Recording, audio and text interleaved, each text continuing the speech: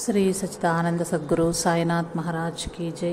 దైవంతో సహజీవనం స్వామి అభేదానంద. ఇంగ్లాండు, అమెరికాలలో వివేకానంద స్వామి 1896 జూన్లో శారదానంద స్వామిని లండన్ నుంచి అమెరికాకు వేదాంత ప్రచారం కొనసాగించటానికి పంపారు. అదే సంవత్సరం జూలైలో ఆయన ఖాళీని వెంటనే నా పనిలో సహాయం చేయటానికి లండన్ పంపండి, అతడి ప్రయాణపు ఏర్పాట్లు నేను చేస్తున్నాను అని తంతి పంపారు. దానికి అనుగుణంగా అభేదానంద స్వామి 1896 ఆగస్టు మధ్యలో లండన్ బయలుదేరి సెప్టెంబర్ చివరికి అక్కడికి చేరుకున్నారు. ప్రయాణ సమయంలో ఆయన సముద్రపు గాలి పడక, సరైన శాకాహారం లభించక అస్వస్థతకు గురి అయ్యి ఎంతో బాధపడ్డారు. ఓడరేవులో ఆయన వివేకానంద స్వామిని మిస్టర్ E.T. స్టర్డీని కలవలేకపోయారు. కానీ వింబుల్డన్లోని మిస్ హెన్రిట్రా ముల్లర్ నివాసానికి చేరుకున్నారు. స్వామీజీ మొదట్లో ఆందోళన చెందిన అభేదానంద స్వామి క్షేమంగా వింబుల్డన్ చేరారని తెలిసాక చాలా సంతోషించారు. చాలా సంవత్సరాల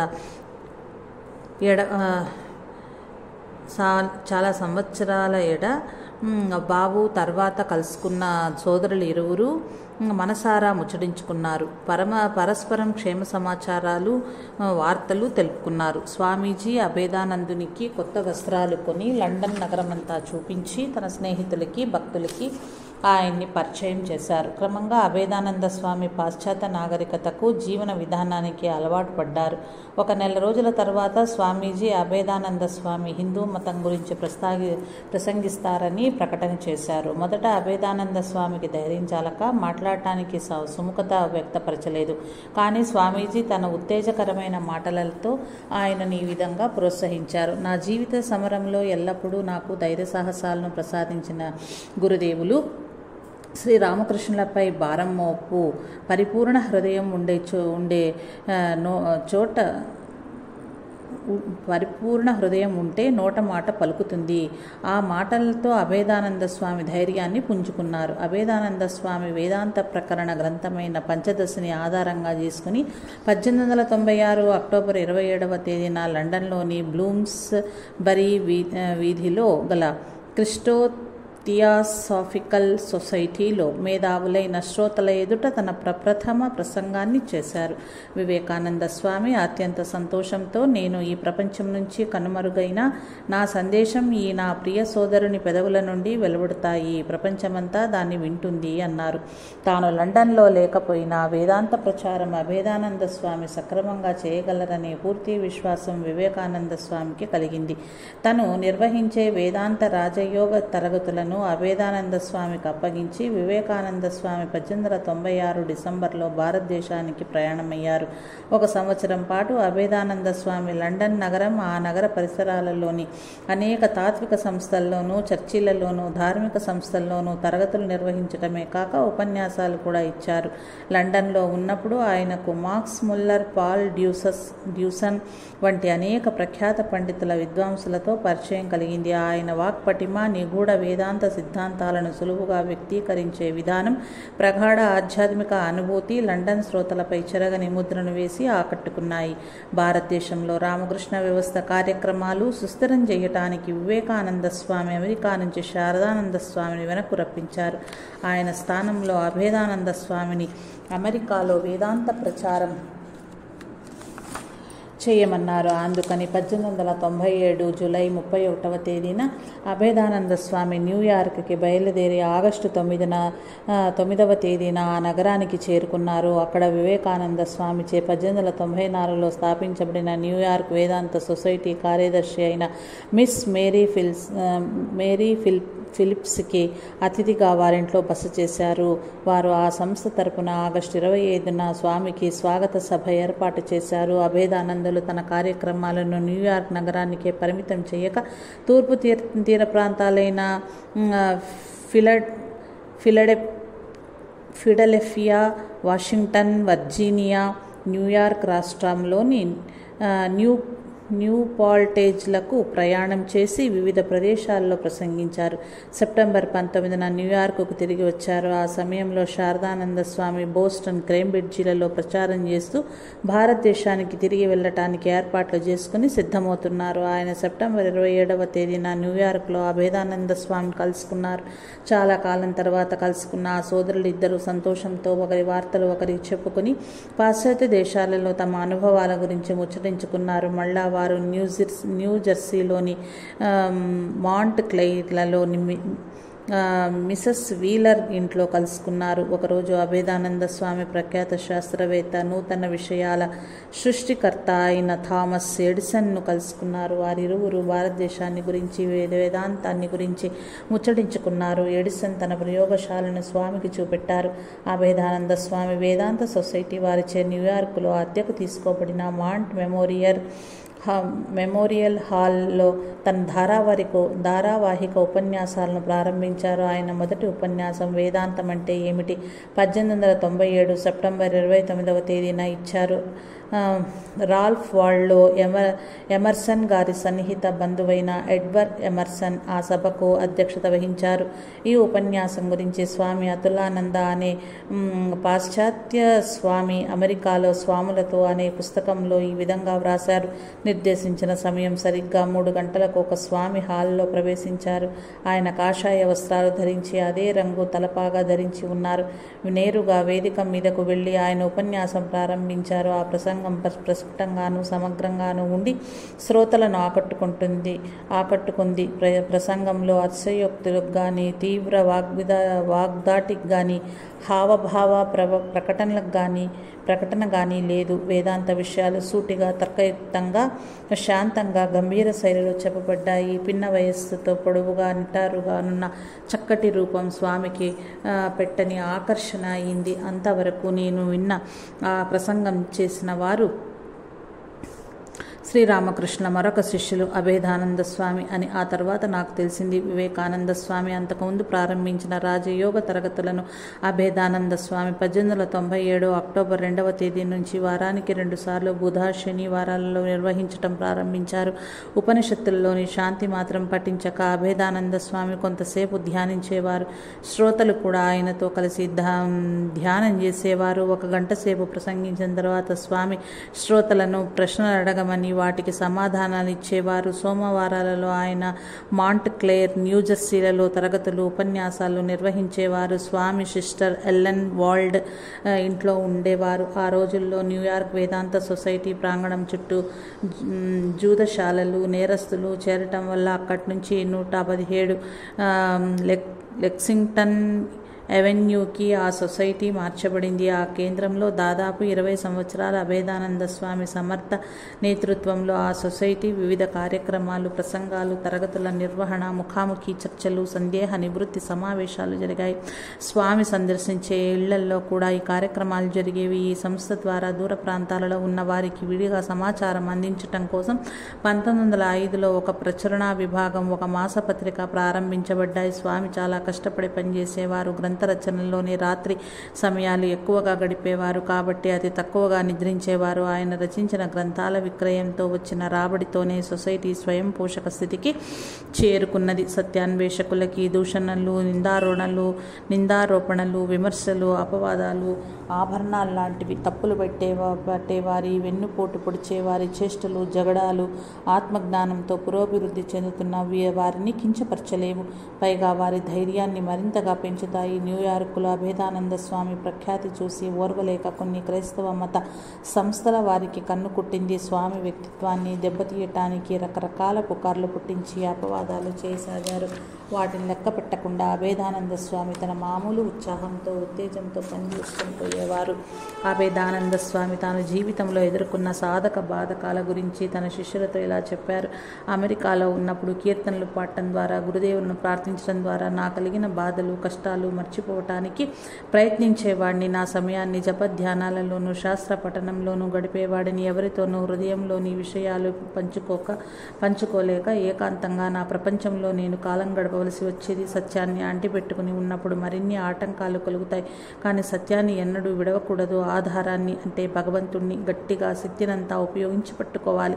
ఎన్ని ఆటంకాల, కష్టాల, తుఫాన్లను ఎదుర్కొన్నానో చూశావు కదా, నేను ఎదుర్కొన్నానో చూశావు కదా. ఈ ప్రపంచమంతా నాకు వ్యతిరేకమై ఎదురొడ్డినా నేను లెక్క పెట్టను. నేను శ్రీరామకృష్ణులను దృఢంగా పట్టుకుని ఉన్నాను.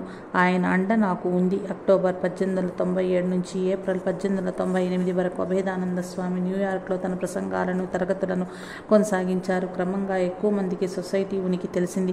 వివేకానంద స్వామి స్నేహితుడు, సంపన్నుడు అయిన ఫ్రాన్సిస్ లెగ్గెట్ 1898 జనవరి 3వ తేదీన అభేదానందుల వారిని తన ఇంటికి ఆహ్వానించి మిస్ ఎమ్మా థర్స్బీ, మిస్ ఆడమ్స్, ఇతర వేదాంత విద్యార్థులకు స్నేహితులకు పరిచయం చేశాడు. భారతదేశానికి వెళ్తున్న శారదానంద స్వామికి జనవరి 12వ తేదీన అభేదానంద స్వామి మిస్సెస్ ఓల్బుల్, మిస్ జోస్ఫిన్ మెకలాయిడ్లతో కలిసి వీడుకోలిచ్చారు. జనవరి 25న దేశ ప్రఖ్యాతిగాంచిన న్యూయార్క్లోని ఆల్ సోల్స్ ఎపిస్కోపల్ చర్చి ప్రవక్త హెబర్ న్యూటన్ అభేదానందులను విందుకు ఆహ్వానించారు. పూజ్యులైన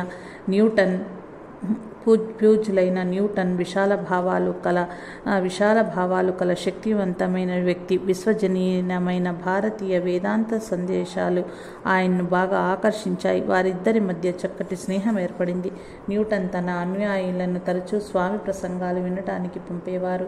ఏప్రిల్ 6వ తేదీన లెగ్గెట్ అభేదానందుల వారిని ఒక ప్రఖ్యాత శాస్త్రవేత్త, మనస్తత్వవేత్త అయిన డాక్టర్ ఎల్మర్ గేట్స్కు పరిచయం చేశాడు. అప్పట్లో గేట్స్ భౌతిక శాస్త్రానికి, మనస్తత్వశాస్త్రానికి గల సంబంధాల పరిశోధనలు చేస్తుండేవారు. మంచి హేతుబద్ధంగాను శాస్త్రీయంగాను ఉందని తాను భావించే రాజయోగం గురించి ఆయన అభేదానంద స్వామి వద్ద నుంచి తెలుసుకుని చాలా సంతోషించారు. అభేదానంద స్వామిని ఆయన వాషింగ్టన్ డిసి దగ్గరలో ఉన్న షెవిచేజ్లోని తన ప్రయోగశాలకు ఆహ్వానించారు. వేసవి విశ్రాంతి సమయంలో స్వామి డాక్టర్ గేట్స్తో 2 రోజులు గడిపారు. కొన్ని ప్రసంగాలు కూడా చేశారు. ఈ సమయంలో అభేదానంద స్వామి అమెరికా అధ్యక్షుని కలుసుకోవాలనే కోరికను వ్యక్తం చేశారు. ప్రజాప్రతినిధుల సభ సభ్యుడైన మిస్టర్ ఆర్చిన్ అమెరికా అధ్యక్షుడు మెకినిలీన్తో అభేదానంద స్వామి సమావేశాన్ని 1898 మే 19వ తేదీన ఏర్పాటు చేశాడు. అమెరికా అధ్యక్షుడు అభేదానంద స్వామిని సాదరంగా ఆహ్వానించి అమెరికాలో వేదాంత ఉద్యమ ప్రగతి గురించి, భారతదేశంలో బ్రిటిష్ వారి పరిపాలన గురించి ప్రస్తావించారు. అలాస్కా రాష్ట్ర గవర్నర్ అయిన జాన్ జీ బ్రాడీని కూడా అభేదానంద స్వామి కలుసుకున్నారు. ఆయన స్వామిని వేసవిలో అలాస్కా రావాల్సిందిగా ఆహ్వానించారు. వాషింగ్టన్ డీసీ నుంచి అభేదానంద స్వామి కేంబ్రిడ్జి, మెసాచుసెట్స్ వరకు వెళ్లారు. అక్కడ డాక్టర్ లూయిస్ జి జేమ్స్ ఆహ్వానం మేరకు కేంబ్రిడ్జి సమావేశంలో పాల్గొనడానికి వెళ్లారు. డాక్టర్ జేమ్స్తో కలిసి మిసెస్ ఓల్బుల్ గారింట్లో ఉన్నారు. కానీ అప్పుడు మిసెస్ ఓల్బుల్ అక్కడ లేరు, భారతదేశంలో ఉన్నారు. పార్కర్ మెమోరియల్ బిల్డింగ్లో 1898 మే 27వ తేదీ జరిగిన ఫ్రీ రిలీజియన్ అసోసియేషన్ వారి వార్షిక సమావేశంలో అభేదానంద స్వామి అతిథిగా పాల్గొని ప్రసంగించారు. ఆ రోజు డాక్టర్ జేమ్స్ అభేదానంద స్వామిని ఈ విధంగా పరిచయం చేశారు. భావాతీత ఉద్యమంలో కొంత ముఖ్య ఆలోచన విధానం తెలుసో తెలియకో భారతదేశ వాసులైన మన ఆర్య సోదరుల పురాతన గృహం నుంచి ప్రవేశించినంద అనటంలో సందేహం లేదు. కొంత పరోక్షంగా జర్మనీ నుంచి వచ్చింది, మరికొంత ప్రత్యక్షంగా ఎలా వచ్చిందో నాకు తెలియదు. కానీ ఎమర్సన్ మనసులోనూ హృదయంలోనూ వచ్చి చేరింది. మన భారతీయ సోదరుడు అభేదానంద స్వామిని ఆహ్వానించటానికి నేను చాలా సంతోషిస్తున్నాను. ఆ రోజు స్వామి భావాతీత స్థితి గురించి ప్రసంగించారు. అభేదానంద స్వామి కేంబ్రిడ్జ్, బోస్టన్లలో దాదాపు 1 నెల రోజులు ఉన్నారు. అక్కడ ఆయన professor Lanman Royce, Shaler, William James, varieties of religious experience and pragmatism గ్రంథ రచయిత వంటి చాలామంది ప్రఖ్యాత మేధావులను కలుసుకున్నారు. ప్రొఫెసర్ జేమ్స్ తన గృహంలో భిన్నత్వంలో ఏకత్వం గురించి ప్రసంగించమని స్వామిని ఆహ్వానించారు. ఆ ప్రసంగం తర్వాత 4 గంటలు చర్చించిన పిదప ప్రొఫెసర్ జేమ్స్ అద్వైత సిద్ధాంత చెల్లుబాటును అంగీకరించారు. అభేదానంద స్వామి 1898లో వేదాంత లక్ష్యం దాన్ని చేరుకునే విధానం అనే అంశంపై ఈ విధంగా ప్రసంగించారు. వేదాంతం యొక్క లక్ష్యం జీవిత సమస్యల పరిష్కారం, మానవ జీవిత గమ్యాన్ని తెలియచేయటం, మానవ జీవన విధానాన్ని మరింత ఉన్నతంగా ప్రకృతిలో సహజసిద్ధంగా వెలిసి ఉన్న విశ్వమాత ఇచ్ఛకు అనుగుణంగా మన ఇచ్ఛను కూడా సమన్వయపరచటం, మన శరీరాల ద్వారా ప్రకటితమయ్యే సంకల్పం నిజానికి ఆ పరాశక్తి సంకల్పంలో ఒక భాగముని గుర్తించేటట్టు చెయ్యటం, బాధలకు దుఃఖాలకు లొంగకుండా ఈ ప్రపంచంలో ఏ విధంగా జీవించాలో తప్పనిసరిగా ప్రతి మానవునికి ఏదో విధంగా ఎదురయ్యే బాధలు దురదృష్టాలకు కృంగిపోకుండా ఏ విధంగా ఉండాలో, మృత్యువుని ఏ విధంగా జయించాలో, కొంచెం కూడా భయపడకుండా మృత్యువుని ఏ విధంగా ఆహ్వానించాలో వేదాంత ఆదర్శం మనకు తెలుపుతుంది. వీటన్నింటికీ మించి వేదాంతం యొక్క ముఖ్య లక్ష్యం మనమందరం నిస్వార్థ పవిత్ర జీవనం గడిపి ఈ జీవితంలోనే పరిపూర్ణత సాధించగలగటం, ఏకత్వాన్ని సుస్థిరంగా సాధించి ఈ ప్రపంచంలో గల విభిన్న మతాలు, జాతులు, శాఖలు, సంప్రదాయాల మధ్య సమన్వయం, శాంతి, సహనం, సామరస్యాన్ని నెలకొల్పటమే వేదాంత గమ్యం. అభేదానంద స్వామి మెసాచ్యూసెట్స్లో లిన్లో గల జౌట్లుక్ క్లబ్ అనే మహిళా సంఘంలో ప్రసంగించి భారతదేశంలో మహిళల స్థితి పట్ల వారికి గల అపోహలను తొలగించటానికి ప్రయత్నించారు. ఈ ప్రసంగంలో వేదాంతం గురించి స్వామి స్పష్టంగా ఇలా తెలియజేశారు.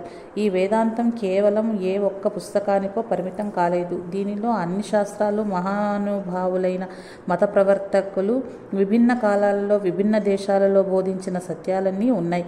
శాస్త్రజ్ఞానం, వేదాంతం, తర్కం దీనికి ఆధారమై ఉన్నాయి. అన్ని భౌతిక శాస్త్రాలకు, తత్వాలకు సత్యమే అంతిమ గమ్యమై ఉన్నట్లుగా వేదాంతానికి కూడా గమ్యం సత్యమే. వేదాంత తత్వం తెలిపిన నిర్ణయాలను ఖండించే, వ్యతిరేకించే సత్యాలను వేటిని ఆధునిక శాస్త్రం కనుగొనలేదు. వేదాంతం ఒక మతమే కాక తత్వశాస్త్రం కూడా. అది ద్వైత, విశిష్టద్వైత, అద్వైత స్థితులనే వేరువేరు స్థితులన్నింటినీ కూడా గుర్తిస్తుంది. సంక్షిప్తంగా అది విశ్వజనీన మతం. అది క్రైస్తవ మతాన్ని కూడా తనలో ఇముడ్చుకొని దానికి ఆధారమైన అంశాలను తెలియజేస్తుంది. వేదాంతం క్రీస్తు మహాశయుణ్ణి దైవకుమారునిగా గుర్తించి ఆమోదిస్తుంది. ప్రొఫెసర్ మార్క్స్ ముల్లర్ ఇలా అంటారు: అన్ని తత్వశాస్త్రాలలోకి వేదాంతం అత్యంత సూక్ష్మమైనది, సామరస్యమైనది. ప్రతి మతానికి అందులో స్థానం ఉంది. అంతేకాదు అది అన్ని మతాలను తనలో ఇముడ్చుకుంటుంది. అభేదానంద స్వామి మైనీలో జరిగిన గ్రీన్ ఏకర్ సమావేశంలో 1898 ఆగస్టులో ప్రసంగించారు. మిస్ సారా ఫార్మర్ అనే వనిత ప్రసిద్ధి చెందిన ఈ ఉన్నత జీవిత విలువల అధ్యయన వేసవి పాఠశాలను స్థాపించారు. బ్రూక్లిన్ ఎథికల్ అసోసియేషన్ అధ్యక్షుడు డాక్టర్ లూయిస్ జేమ్స్ ఈ సర్వమత పరిశీలన పాఠశాలను నిర్వహించేవారు. వివేకానంద స్వామి 1894లో ఇక్కడ వేసవి అంతర్యోగాన్ని నిర్వహించారు. శారదానంద స్వామి 1896-97లో ఇక్కడ ప్రసంగించారు. తన ఆరోగ్యాన్ని లెక్క చేయకుండా ప్రచారం కొనసాగించడంతో అభేదానంద స్వామి అస్వస్థకు గురైనారు. స్వామివారి శాకాహారపు అలవాట్లను, అస్వస్థతను తెలిసిన డాక్టర్ జేమ్స్, ఇక్కడ మీకది సరిపడదు, రోమ్ వెళ్ళినప్పుడు రోమన్ వలె ప్రవర్తించాలి, మీ జీవితంలో ఒక ఉన్నత లక్ష్యాన్ని సాధించాలి, కనుక పుష్టికరమైన ఆహారం తీసుకోవాలి, లేనట్లయితే జబ్బు పడతారు అని హితవు చెప్పారు. శారదామాతకు కూడా స్వామి అనారోగ్యం గురించి తెలిసి కఠోర నియమాలతో శరీరాన్ని శుష్కింపజేసుకోక చేపల వంటి బలవర్తక ఆహారాన్ని తీసుకోమని సలహా ఇచ్చారు. గ్రీన్ ఏకర్లో 4 వారాలు ఉన్న తరువాత అభేదానంద స్వామి న్యూయార్క్ నగరానికి తిరిగి వచ్చి యథావిధిగా ప్రవచనాలు ప్రారంభించారు. అభేదానంద స్వామి అమెరికా పిల్లలకు ఎలా శిక్షణ ఇస్తారు అన్న విషయంపై న్యూయార్క్ హెరాల్డ్ అనే పత్రికలో 1900 సంవత్సరం మార్చి 4వ తేదీన ఈ విధంగా వ్రాయబడింది: ప్రతి శనివారం మధ్యాహ్నం వేదాంత సొసైటీ గదుల్లో బాలురు, బాలికలు సమావేశమవుతారు. ఆ సొసైటీ తూర్పున గల 55వ వీధిలో ఉంది. వారు అభేదానంద స్వామితో 1 గంట సేపు గడుపుతారు. ఆ సమయంలో వారు హిందూ తత్వశాస్త్ర బోధనలను అమృతప్రాయంగా పానం చేసేవారు.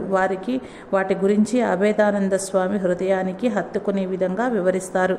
యువతీ యువకులు ఉత్సాహంగా, ఆసక్తితో లోనికి ప్రవేశించి సుందరమైన ఆ స్వామి చుట్టూ తమ కుర్చీలు వేసుకుంటారు. ఆయన మధ్యలో కూర్చుంటారు. కాషాయ రంగు వస్త్రాలతో చేతిలో హితోపదేశం అనే సంస్కృత గ్రంథంలో స్వామి చూపరులకు అందంగా కనిపించేవారు.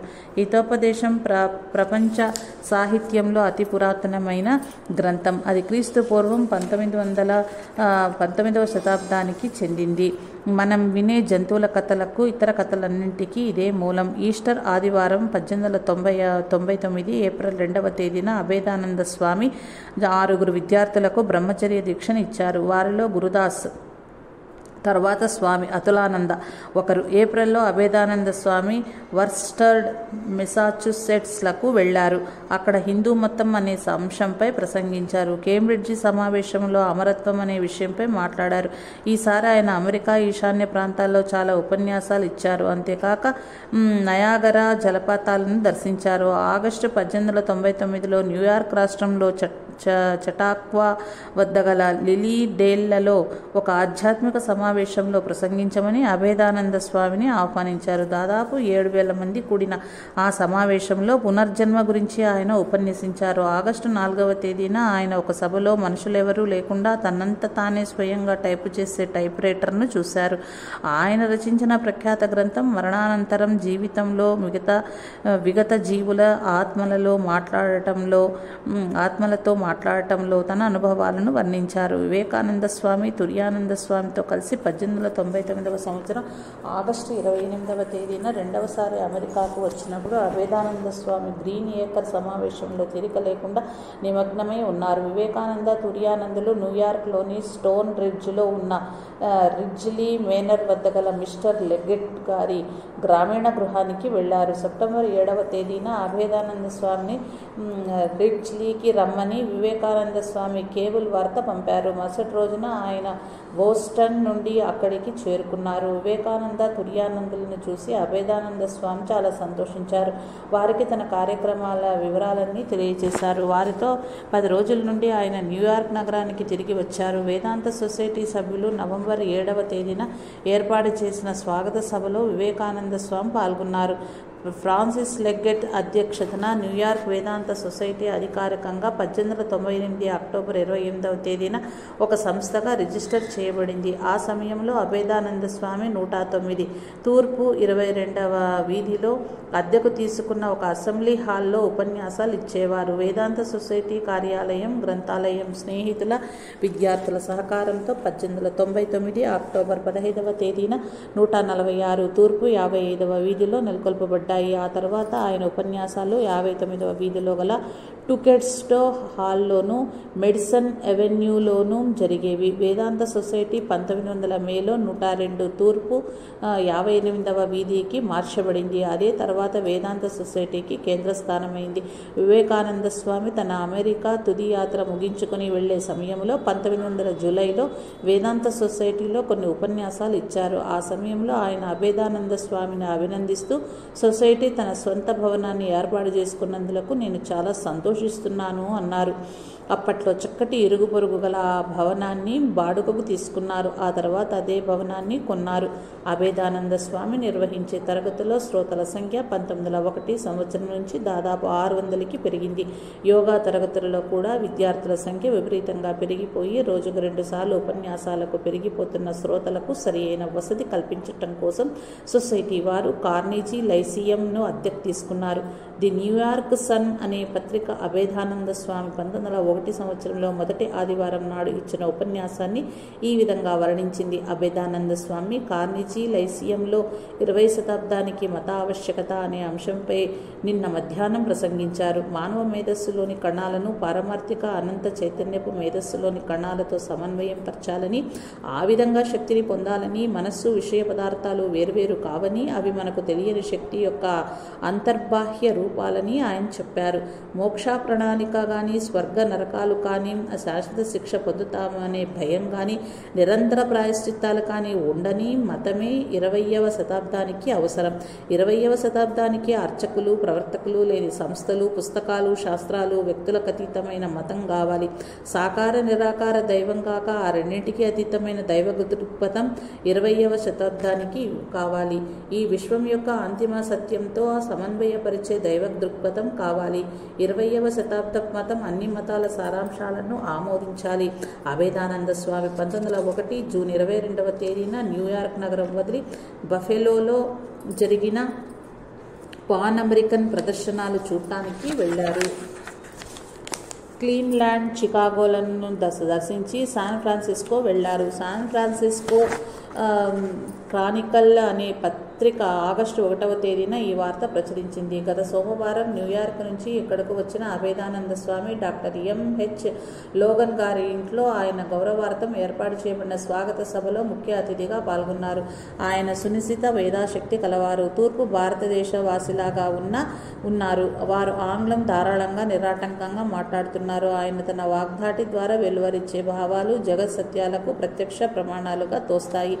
ఆగస్టు 6వ తేదీన అభేదానంద స్వామి హెమిల్టన్ కొండలలో శాన్ ఆంటోనియాలో లిక్ అబ్జర్వేటరీకి 20 మైళ్ళ దూరంలో ఉన్న శాంతి ఆశ్రమానికి వెళ్ళారు. ఆ ఆశ్రమం ప్రశాంత వాతావరణం లో సాధకులకు సాధనకు ఆయనకు అనుకూలంగా ఉంది. తుర్యానంద స్వామి బ్రహ్మచారి గురుదాస్ వారిని ఆప్యాయంగా ఆహ్వానించారు. కానీ అక్కడ నీరు, ఇతర వసతులు చాలా కొరతగా ఉండటం వల్ల అభేదానంద స్వామి 4 రోజులు మాత్రమే ఉన్నారు. శాంతి ఆశ్రమం నుండి అభేదానంద స్వామి శాన్ ఫ్రాన్సిస్కో నగరానికి తిరిగి వచ్చారు. బ్రెక్లీలో ఉన్న కాలిఫోర్నియా విశ్వవిద్యాలయంలో వారు సెప్టెంబర్ 6వ తేదీన వేదాంత తత్వం గురించి ప్రసంగిస్తూ ఒకవైపు వేదాంతం మహోన్నతమైన తాత్విక ఆదర్శాలను తెలియజేస్తుంది, మరొక వైపు అది అన్ని మతాల్లోకి హేతుబద్ధమైన ఒక మతానికి పునాదిగా నిలుస్తుంది. అంతేకాక ఆధునిక తత్వశాస్త్ర సారాంశాలను, నిర్ణయాలను తాత్వికతతో సమన్వయపరిచి ఏకీభవిస్తుంది అన్నారు.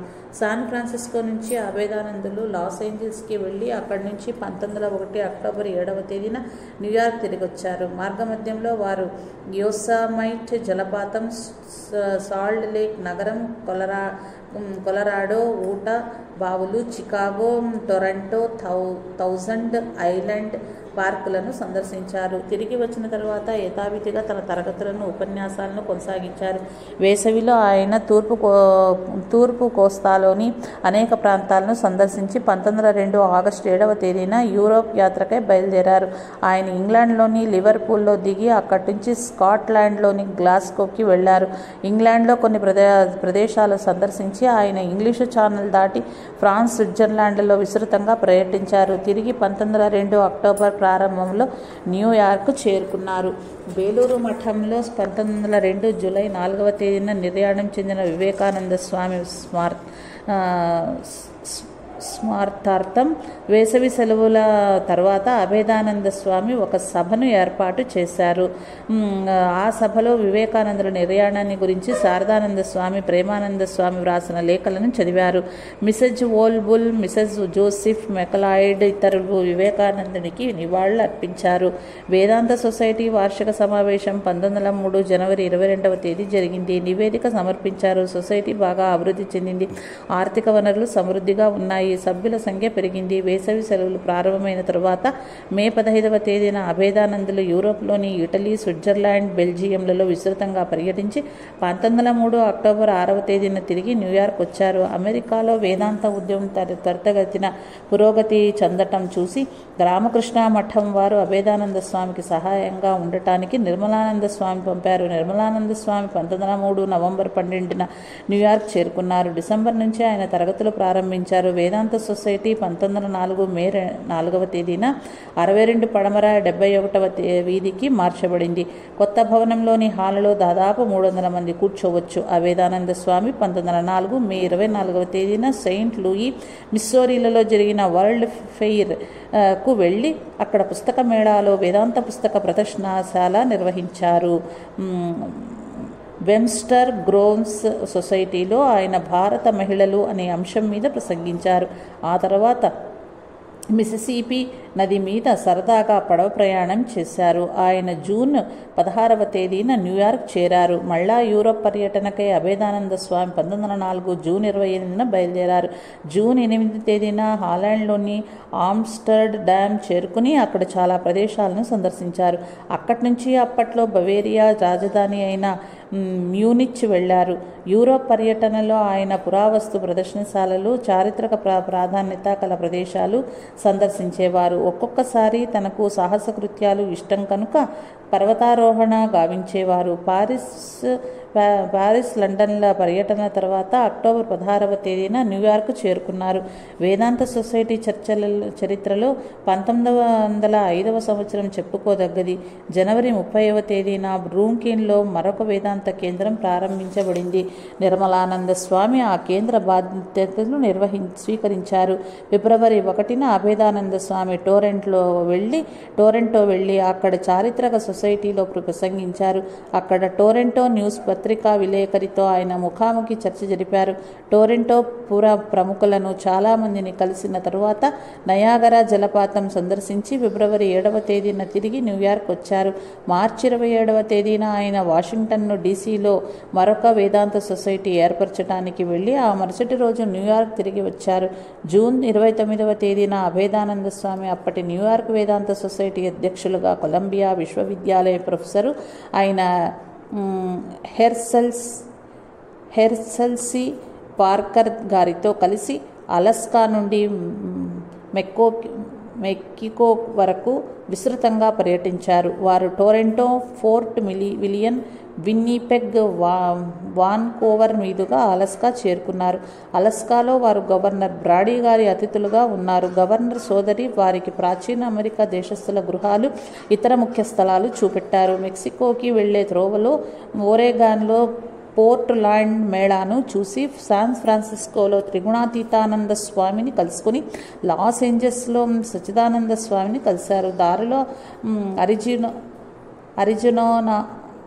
అరిజినోనాలోని గ్రాండ్ క్యావియన్ను చూసి చివరికి సెప్టెంబర్ 14వ తేదీన మెక్సికో నగరానికి చేరుకున్నారు. అక్కడే అభేదానంద స్వామి తను వ్రాసిన గ్రంథాలు చదివిన ఒక స్పెయిన్ దేశస్థుని కలుసుకున్నారు.